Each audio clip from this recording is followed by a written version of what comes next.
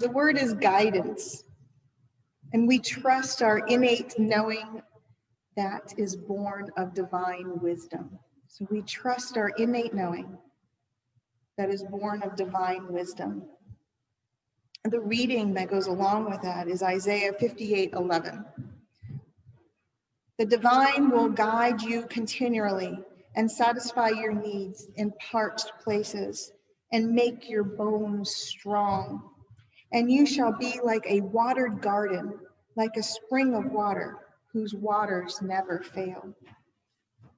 We remember times in our life when we intuitively knew which way to turn, which steps to take, when to move forward, and when to hold back.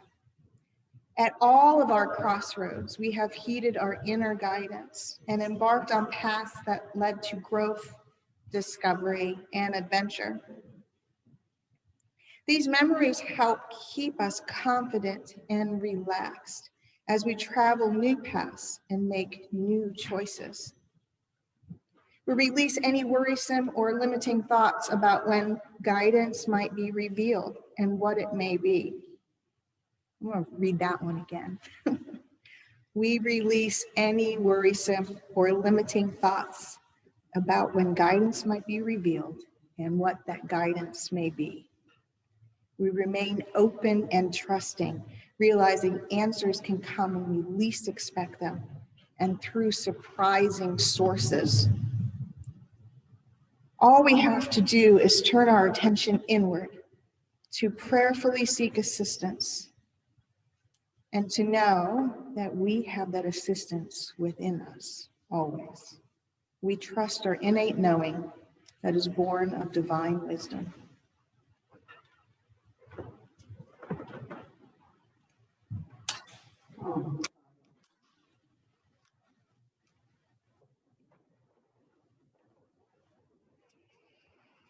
All right, so today, for the next couple weeks anyway, we're going to be talking about truth.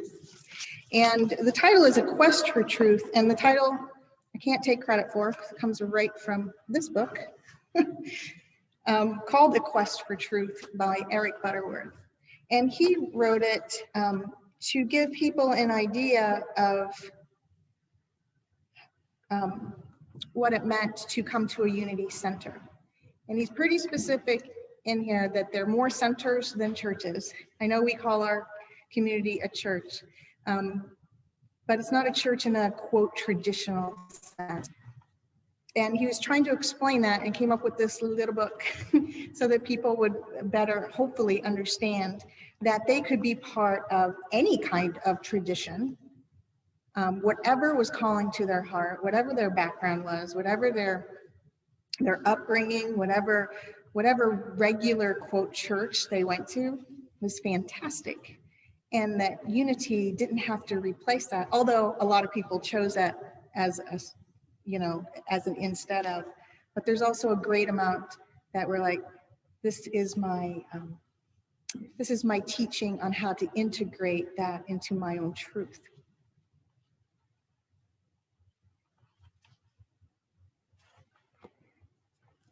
So again, if we start off with just that, the truth about unity itself is that it's a movement, not a religion. A movement being, it's a way of recognizing and empower people and give tools to find the truth no matter what. To find the truth despite dogmas, life paths, previous decisions, anything. That there is an ability to recognize and empower each other to find that light. And we call that the Christ light moment, the kindness that Shelley shared with us. All of that comes into play. He also makes very clear that there wasn't some specific founding date. Today, we're going to make unity, kabing. It didn't work that way. It started off with a group of people in their home being quiet with each other and experiencing the presence of divine, of the spirit with each other, and then discussing things in their lives that they could share with each other, those light shining moments, and also their troubles and their trials and their questions where they could share with each other and be reflected back that light. Myrtle Fillmore, we know, was received a profound healing. Not so much received as recognized, profound healing. And this is a quote from her, because she was told, I said, preconceptions, even things that we thought of before, don't have to keep playing on. We're allowed to change our minds. And that's part of the finding truth process. And she was told over and over that she only had so many years to live, that she inherited from her family bad genes, and, forget it, you're just going to be sick. And she recognized through visiting others. So this wasn't automatic. She would go to other lectures in the New Thought movement, where people were already expressing we can find truth everywhere and find it in ourselves. And she recognized, this is her quote, "I am a child of God, and therefore I do not inherit sickness." We don't inherit anything. We are that divine presence. So we don't inherit something from the earth if we are created from divine. And Charles Fillmore, her husband, who we recognize as the, quote, founders of Unity, came from a Methodist upbringing, which you can see in his writing. You can recognize that tone through his writing. But he also says that unity and the movement and the center and our willingness to come together in unity is not an offshoot of any religion, not an offshoot. It is an is. It is a recognition of light, no matter what other traditions are at play. So people can differ in mind and education and experience, and we all do. We all differ in that. And we all approach truth from different viewpoints. We interpret our experiences and recognize truth from those experiences on very different terms. So what are we up to? About 7 billion people on the planet? We have 7 billion different approaches to the truth. And in unity, it says that's okay. As long as we're bringing out that light in each of us and recognizing kindness along the way to help each other find that. Today, in the land of today and of the internet and of computers, search engines and social media are actually designed to reflect back to us things that we like, things that we've searched for, things that we've looked up, pages that we've gone to. Somewhere in there is a logarithm that says, on this computer, we pull up this stuff for this person because it reflects back something they're going to recognize in their truth.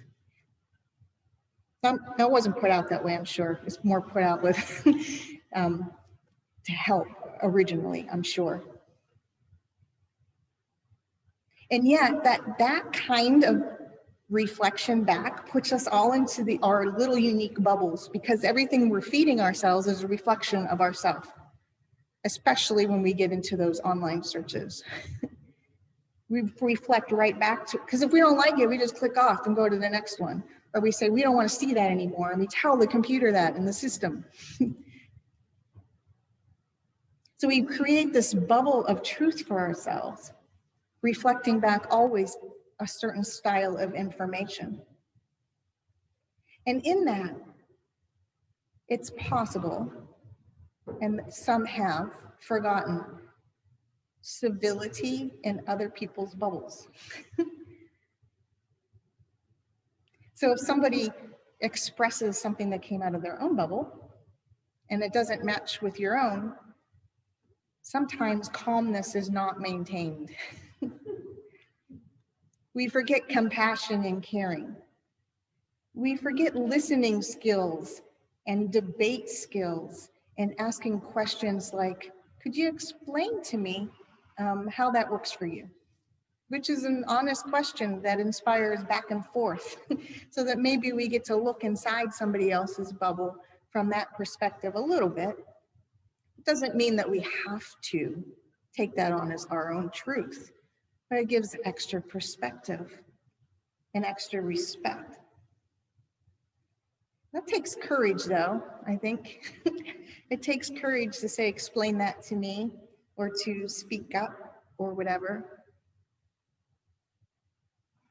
I know I've said before that I actually went through training on how to do that with people in college because I was in a history major. So part of it was training on how to listen and debate and ask questions of each other so that you can get a well-rounded viewpoint of what's going on. And then in that, we were encouraged to not make a decision right away, to take that information home and sift through it before we started to devise either a different truth for ourselves or to stick with the one that we already had. Or maybe, oh my goodness, combine the two and form a grander vision of truth. I don't know where I heard it first, but the idea, the metaphor is truth is a three-edged sword. Yours, mine, and what's really happening. And they're all part of one.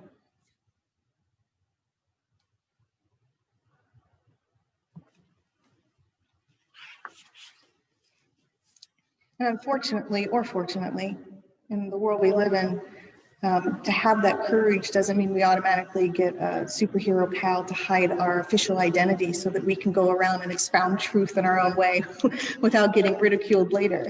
It just doesn't work that way. There's this fear sometimes of losing our identity or being told or having an argument. And yet, again, I love that Shelley brought up the word kindness earlier, because that's what it's all about.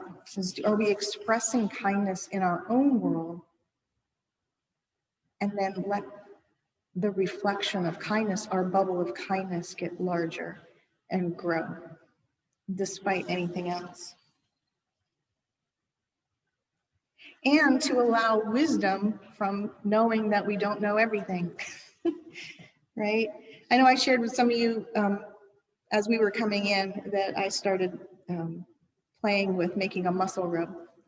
And I made 2 different batches that were not the same. And the next batch I make will not be the same as the first until I figure out which one I think works best, at least for me. And truth be told, whatever is going to end up working best for me may not work best for anybody else anyway. Or we wouldn't have as many brands of different things in the market as there is with all the different formulas, because everybody is a little bit different. And yet, I don't know, do we call my first 2 batches, if they don't quite work the way I want them, failures? Well, maybe. But in the failure, I've gained some extra wisdom about what I want to try next time, right? There's also, and if we just take that everyday example, we do the same thing with cooking, with planting. I have 2 children right now that are out digging in the flower bed to get all the junk up because they were so excited the sun came out that they're looking up heirloom seeds they want me to order for them, and they've got pots all over the house with lights on them getting ready, because last year was their first year really planting on their own. And you know what? Not all the crop came through. There was a quote failure with some of it. So they're learning that different acidity levels for soils and different kinds of plant food for different plants, so now this year they have this grander plan. and who knows? And that wasn't easy though. I mean, I know I'm talking about younger children, but I don't know that it's necessarily all a children's dilemma that you feel sad if things don't go your way.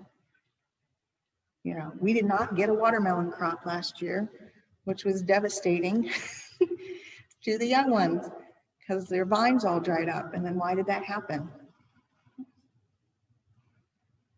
But in that sadness, do you keep that sadness, or do you learn to try it again another way, or to maybe have some empathy for somebody else that also experiences a sadness? Because now we can relate. And again, I'm just going to take the plant further, but their watermelons didn't work out. And we were up in the community garden, and our next door community gardener with their plot, I think it was their tomatoes or their cantaloupes, it didn't work out. And I don't know, sometimes. So they were able to say, oh, it didn't work for them either. I wonder if they're sad. How are they going to fix it? How are we going to do this? Maybe there was something together that we could have done since our beds were right next to each other. The whole line of thought went through. And are we willing to have empathy through the sadness? Are we willing to recognize other people's sadness? Are we willing to contemplate all of that? That's all part of finding the truth.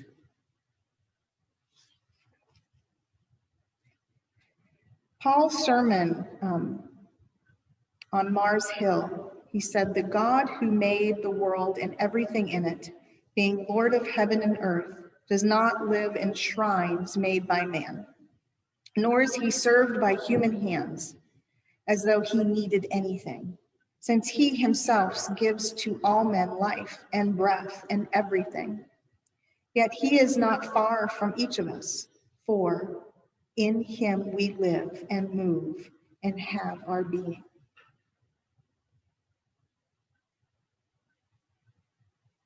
Jesus called God spirit, life, mind, intelligence, substance. He even said, God is you.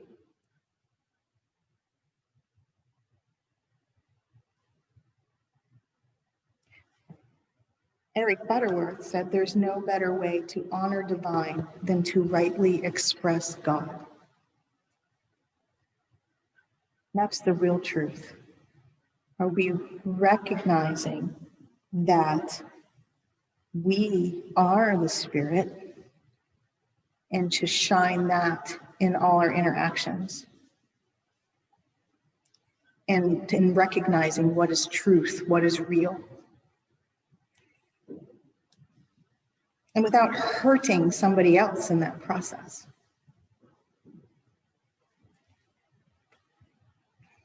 This past weekend, there are some perks to everything being online now. There are some perks. The musical Lazarus, which was written by David Bowie before he passed, was online. You could actually buy an online ticket. And the kids and I did that this past weekend. And the character in that play, Newton, we don't know in the play what is real and what isn't. He doesn't know what real and what isn't. Because, and he is an alien. A lot of the story, if you know about the man who fell to earth, the book and or the movie, that character was based off of that.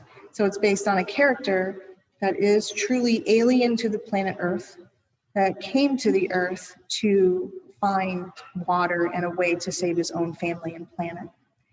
Ended up getting stuck here. Decided that since he was stuck here, he was going to do the human thing and build a business and get some money so that he could build a rocket and go back to the stars. And in that, he was very successful at the business, but as soon as he started building the rocket, people started saying, what's up with him? And when he said, well, I'm an alien, I need to go back home, right? They did experiments on him and messed with his mind, so much so that he no longer knew reality. what was going on in his head, if it was actually happening or not.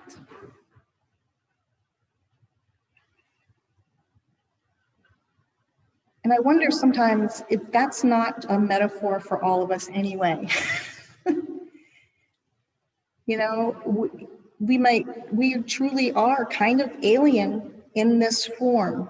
This is not our true nature, but it's a nature we decided to bring on to learn something new, to learn how to express kindness and love, and to recognize that in a world where we have been sheltered from, removed from, decided to take a vacation from the land of spirit, whatever your metaphor is there. And if everybody's doing that, do we subjugate those that aren't in our frame of reference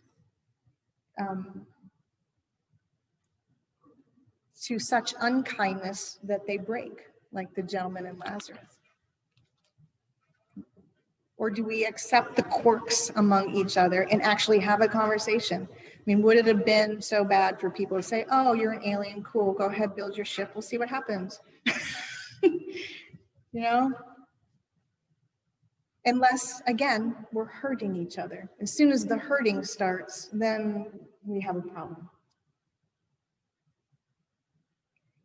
There was a lot of hurting this past week. In fact, the ever-present history teacher, sat my son down in front of the TV to watch speeches on Wednesday.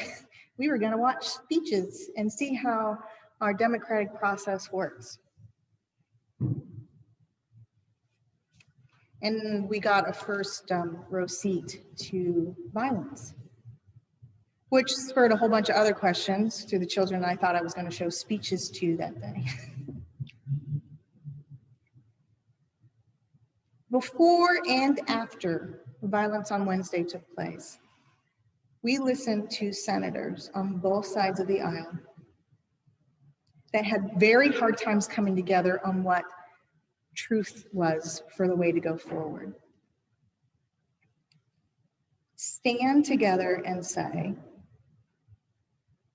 that violence is not the answer, that standing in that area and objecting to each other and having debates and arguing verbally until they could come to some kind of conclusion was the way. Now, I'm not saying that all their verbiage is always right there, but there was a coming together that said, oh my goodness, this is too far, too far.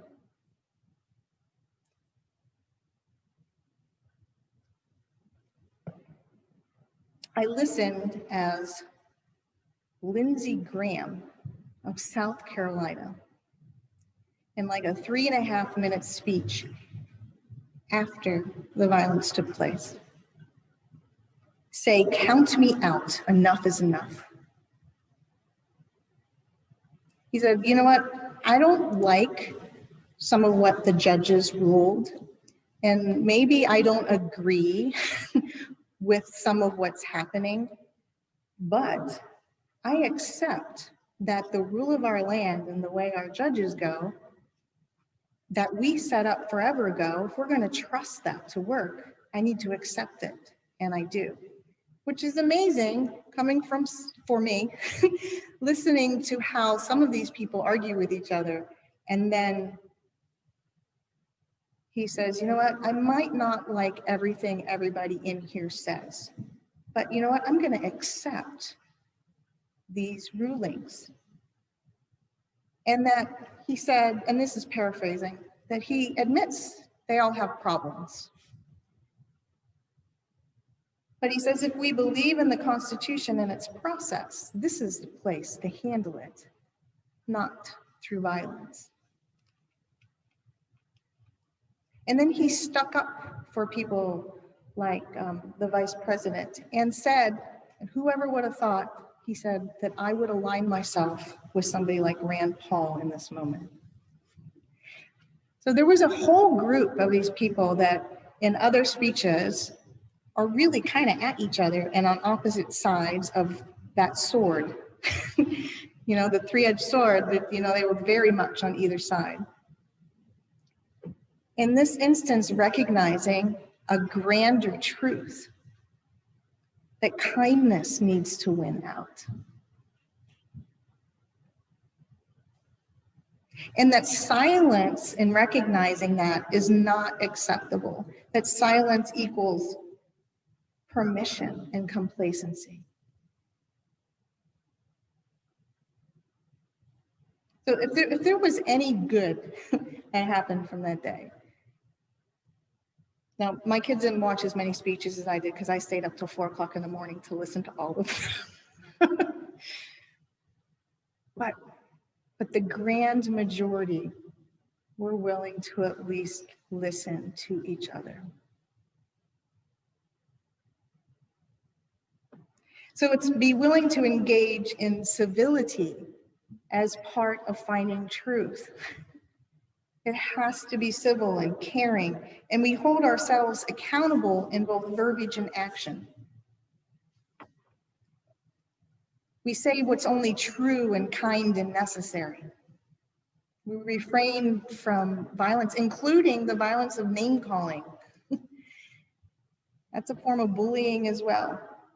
We recognize that there's an absolute truth and a relative truth. And honestly, the only absolute truth there is that we were all created from the same source. The relative truth is absolutely everything else.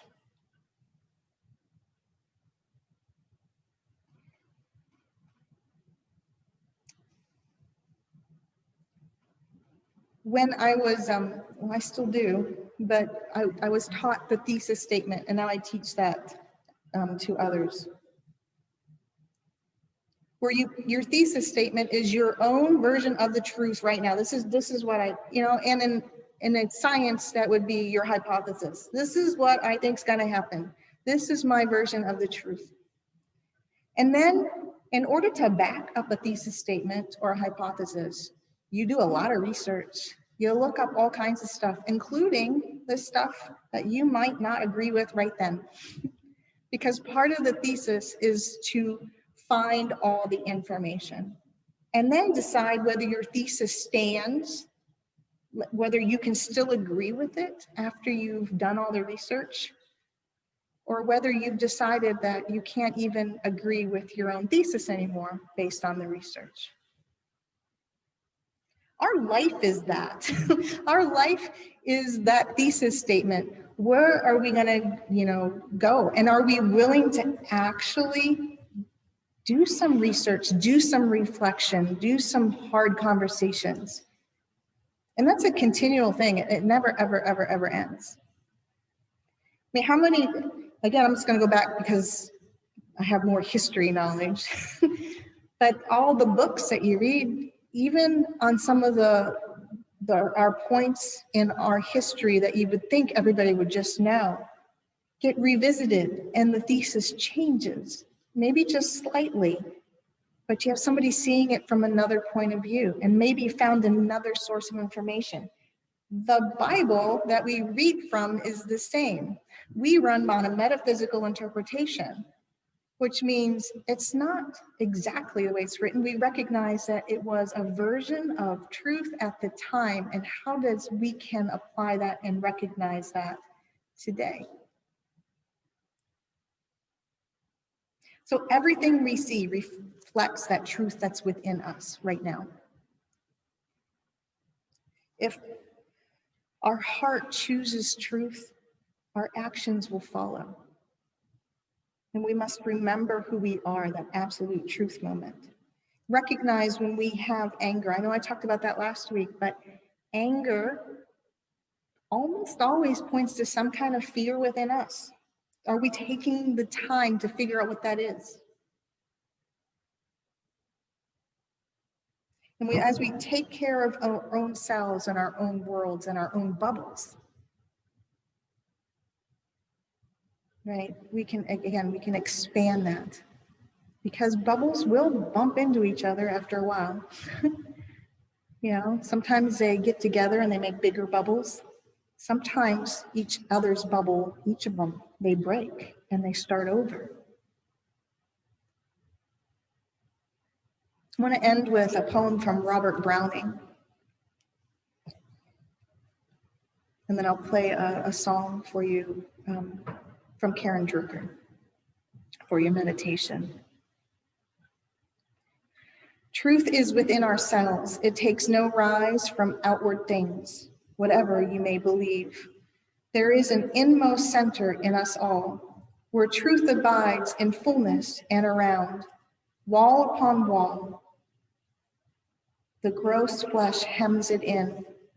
This perfect, clear perception, which is truth. A baffling and perverting carnal mesh binds it and makes all error, and to know rather consists in opening out a way, whence the imprisoned splendour may escape, than an affecting entry for a light, supposed to be without. Truth is within ourselves. We decide whether we're going to keep it all in a mesh, or whether we're going to allow that to escape and mingle and grow.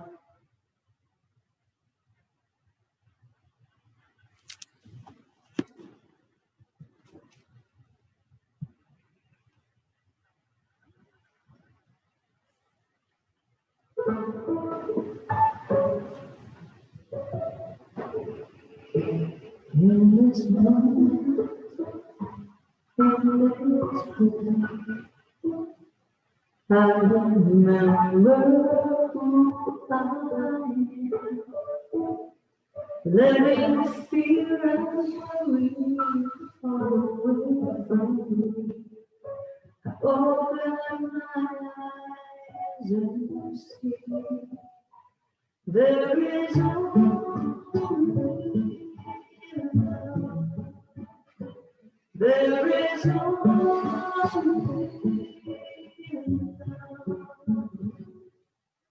love. Love that sets us free.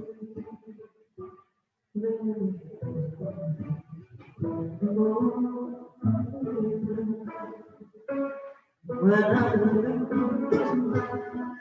myself,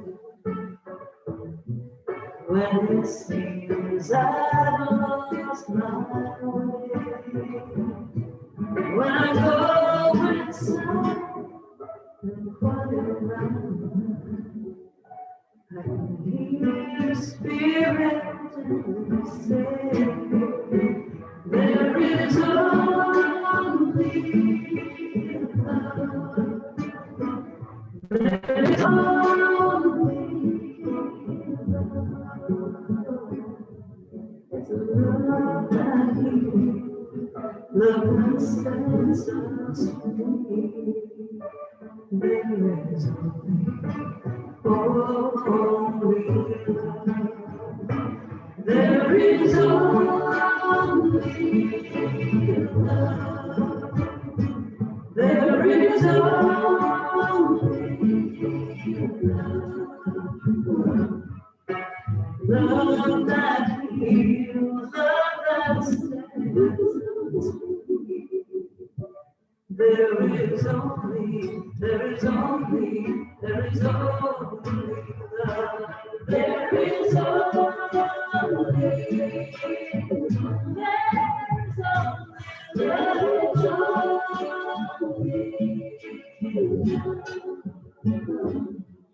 it's a love that heals, love that sets me free. There is only love. There is only love. There is only love. Love that heals, love that sets me free. There is only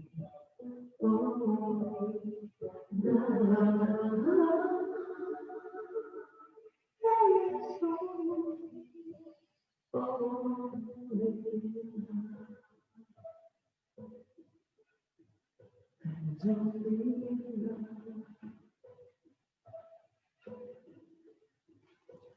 Amen.